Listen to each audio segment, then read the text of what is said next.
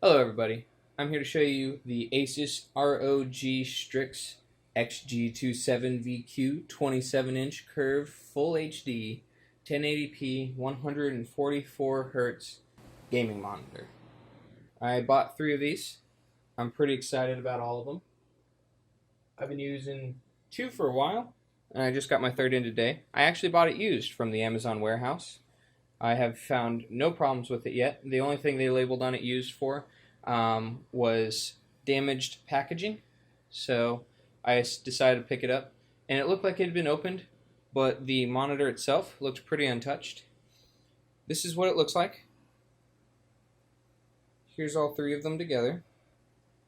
I just put a random background on it so you could see the triple monitor setup.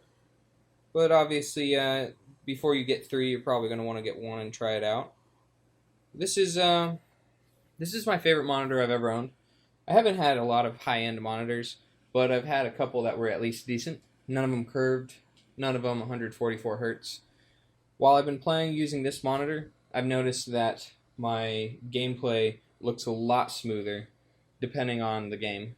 I play League of Legends, and every so often I've noticed in my old monitor that I was having pretty high latency, and it just wasn't as smooth as it could be. So when I purchased this monitor, set the frame rate to 144 and played with these, it was actually much smoother looking.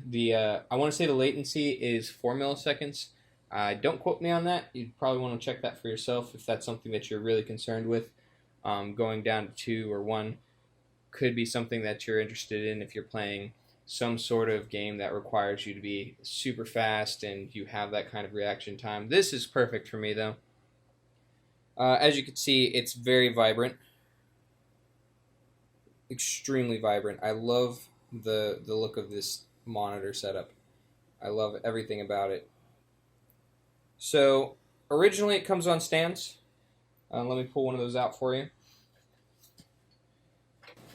Originally, it comes on one of these stands here. Let me move my camera. This stand is huge. It's bulky. I don't recommend using it. I absolutely hate it. This stand is terrible. But it's easily removable if you know what you're doing. It took me a while to figure it out because there's no real instructions on it. But you can just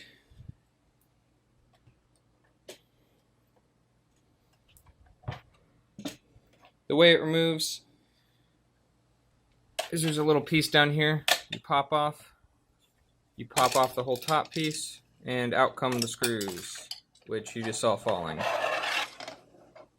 And so you can use normal monitor stands on it. I have one on each of these. You have a dual monitor stand back here holding 2 of these. They're fairly lightweight. I don't know the exact weight of them, but they're lightweight enough for a dual monitor stand that has a base instead of a mount on to the desk. Then the other one I just put on a desk mount. Since they're 27 inches, you got to get one with long enough arms, but not a difficult task to do. There's plenty of them out there. They're cheap. They range all the way around from like $20 to $50 for ones that work for my purposes, at least.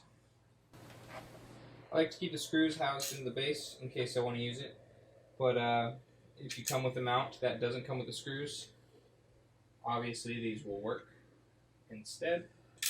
I can't imagine a mount not coming with the screws, but if you bought one that was just low quality and expected you to have it already, you can use ones that are provided in this setup. So this also has an RGB light that is activated on the back. Let me turn that on. Here are the buttons to do everything you want to do on your screen. So let's go ahead and do that now.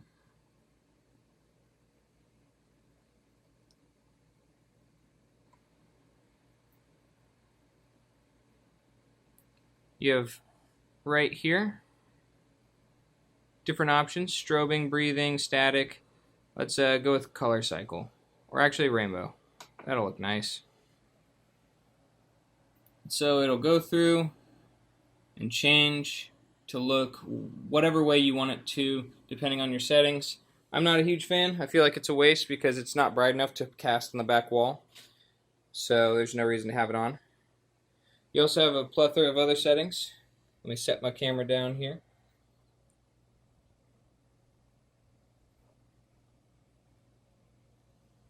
So you can change all of this using that joystick with a button on it. And there's also additional buttons for other options. You have different game mode or visuals. You have scenery mode, which is one I do default for me. It's because it's very vibrant. You got racing mode. Looks washed out to me. I don't like it very much. Cinema mode, which is very much like scenery mode, but it seems a little darker. RTS RPG mode, which the brightness is extremely high on. FPS mode, which is very similar to RTS RPG mode. It just looks like the darks are a little bit more pronounced. RBG mode, which looks washed out to me. MOBA mode, which takes out some colors. I guess that's for some people. I don't know what that is. And then user mode, which lets you set custom ones. I stick to scenery mode because it looks the best to me. Other settings of note on here. Blue light filter. You can change your color and all that on your own. It has adaptive and FreeSync, so you can turn that on or off. You also have these options here. I'm not sure what they do, to be honest. I'm not going to try to tell you what they do. You have 3 inputs. You have a DVI, HDMI, and a DisplayPort. Those are important because you can use any of the 3. I use DisplayPort. It comes with HDMI cable and a DisplayPort cable, so you get to choose which one you use. And then you can set favorites for all your settings. And that's about it. All this stuff is normal stuff like language information, power indicator, all that stuff. Nothing important that you wouldn't get normally. So yeah, there you go. That is the ASUS 27-inch ROG Strix. I highly recommend it. I can't think of a monitor I'd rather have if I didn't have these. Maybe an ultra-wide, but you don't need it unless you're really into ultra-wide monitors. You get this triple monitor setup. Looks really good, really clear, vibrant colors, and just looks really good on a desk. Thank you for watching. I hope you enjoyed. Please like and subscribe if you did. Please share if you know a friend who might want this monitor. And I'll catch you guys next time. Bye.